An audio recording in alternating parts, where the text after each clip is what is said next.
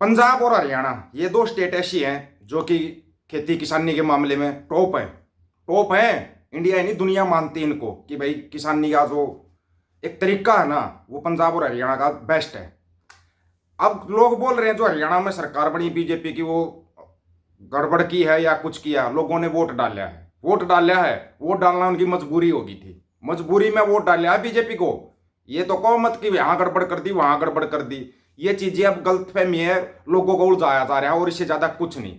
एक छोटा सा फैसला सुनो, पंजाब एंड हरियाणा हाईकोर्ट का जो फैसला ना, अभी पंचायती चुनाव है पंजाब के अंदर, 274 पंचायतों के चुनाव पर रोक लगा दी पंजाब एंड हरियाणा कोर्ट ने। बाकी में चुनाव होंगे लेकिन 274 में, ज्यादा तो मैं कहूंगा नहीं, लेकिन ये 274 पंचायत जिसके ऊपर रोक लगाई है ना, आप पता करो कहीं वहां पर ये तो नहीं था कि खालसा की पंचायत बन रही थी, खालसा सरपंच बन रहे होंगे, उन पर रोक लगाई है क्या? तकरीबन देखना, तकरीबन आए दिन कोई ना कोई वीडियो सामने आता है, भाई भैया सरपंची का चुनाव लड़ रहा है, गांव की कुल आबादी मतलब वोटों की आबादी 600-700 है और वहां पर 6000 भैये हैं, तो सरपंच किसका बनेगा? आप सोच के बता देना।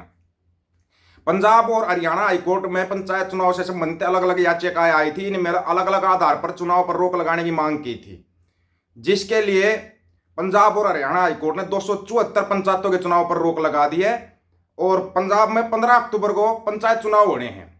कितनी है? पंजाब में कुल 13,241 पंचायतें हैं और पंजाब और हरियाणा हाईकोर्ट ने सिर्फ उन पंचायतों के चुनाव पर रोक लगाई है जिनको लेकर अदालत में याचिका दाखिल की गई थी। 15 अक्टूबर को सभी की छुट्टी की जाएगी ताकि लोग अपना वोट डाल सकें। अगर बात यहीं पर रुक जाती तो ठीक था। केंद्र सरकार ने एक नई परियोजना को मंजूरी दे दी है। कल 3 परियोजनाओं को मंजूरी दी गई थी, एक परियोजना स्पेशल पंजाब के लिए मंजूरी दी गई है। मोटा मोटा ना अपने कान खोल लेना, सारे छह इंद्रिया खोल के सुन लेना जो मंजूरी दी गई है। आप जैसे हरियाणा को दबा लिया ना, ऐसे ये पंजाब को दबाया जाएगा।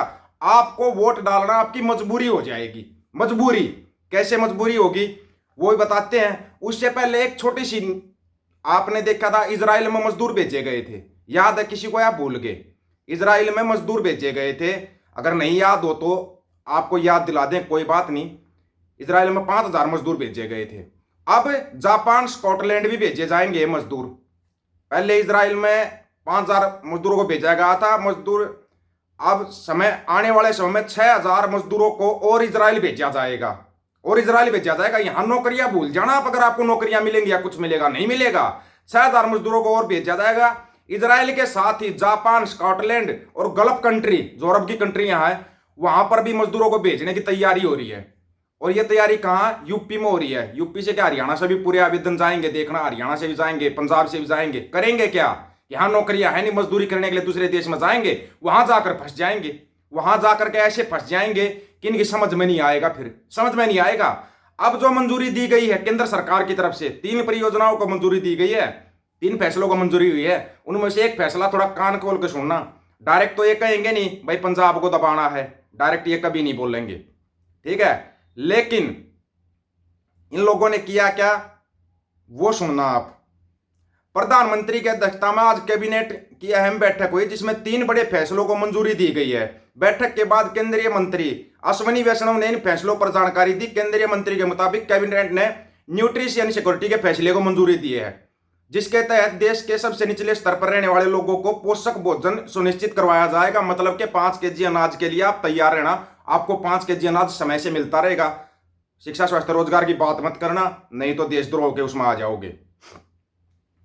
एक योजना विकास भी विरासत भी को मंजूरी दी है। इसके तहत लोथल गुजरात में एक नेशनल मैरीटाइम हेरिटेज कॉम्प्लेक्स का निर्माण किया जाएगा। इसके अलावा कैबिनेट ने सीमाओं से लगे क्षेत्रों, अब आती पंजाब की बारी, सीमाओं से लगे क्षेत्रों में इंफ्रास्ट्रक्चर के निर्माण की एक विस्तृत योजना को भी मंजूरी दी है। इसके तहत राजस्थान और पंजाब के बॉर्डर एरिया में 2000 किलोमीटर से ज्यादा का नया रोड नेटवर्क तैयार किया जाएगा। इस रोड नेटवर्क को देश के दूसरे अहम रोड नेटवर्क के साथ जोड़ा जाएगा। रोड नेटवर्क का आप मतलब समझते हो? समझते या नहीं समझते?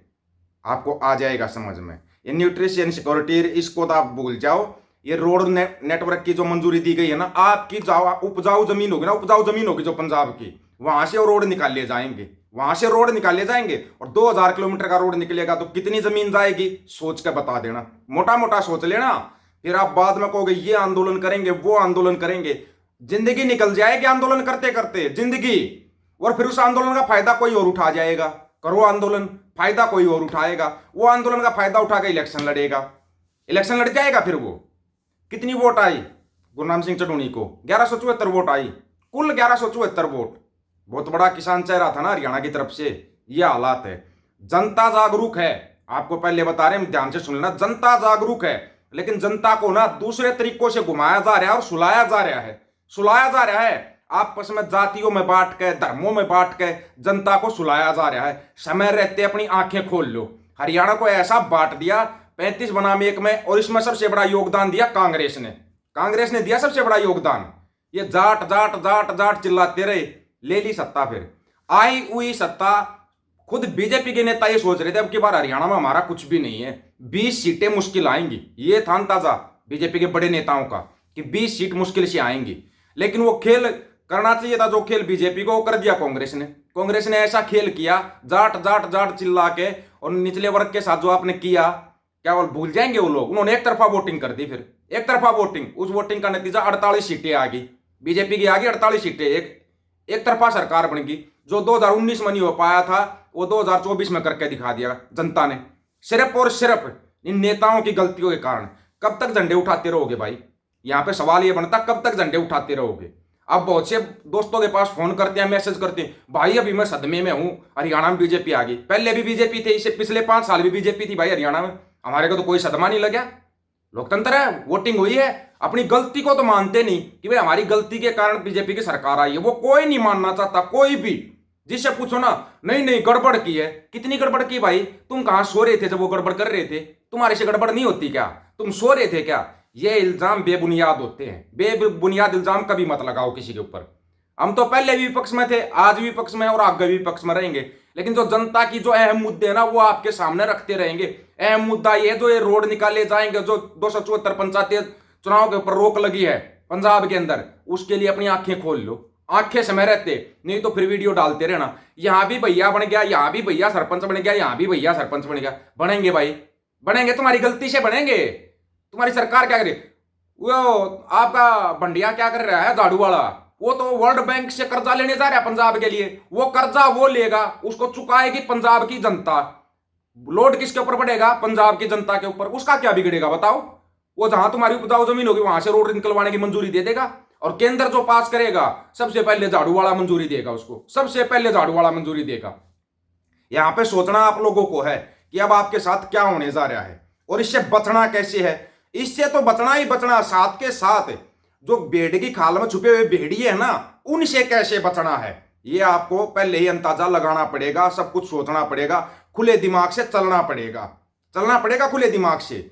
ये नहीं भाई सू सू सू सू करना नहीं है, डायरेक्ट बता दो ये भेड़ की खाल में छुपे भेड़ी हैं, इन पर नजर रखनी पड़ेगी, नजर रखनी पड़ेगी, तब जाके काम होगा, नहीं तो काम नहीं होगा। फिर करते रहना आंदोलन, खाते रहना लाठियां, झेलते रहना केस, आपका परिवार बर्बाद हो जाएगा। नेता लोग अपनी नेतागिरी करेंगे, वो नेतागिरी करेंगे। इस बारे में आप लोगों की क्या राय है भाई? आप लोग अपनी राय रखना, आपकी राय का इंतजार रहेगा। आपकी राय बहुत महत्वपूर्ण होती है। सभी साथियों को राम राम, नमस्कार, आदाब, सत श्री अकाल। वीडियो को ज्यादा से ज्यादा शेयर, चैनल को सब्सक्राइब और बेल आइकन को जरूर दबाना दोस्तों। ऑफिशियल दीपक फौजी यूट्यूब चैनल, बात हक और सच की करेंगे, हक सच की बात हम करेंगे। वीडियो को शेयर करने की जिम्मेवारी आप लोगों की है। गज के आखो वाहेगुरु जी का खालसा, वाहेगुरु जी की फतेह।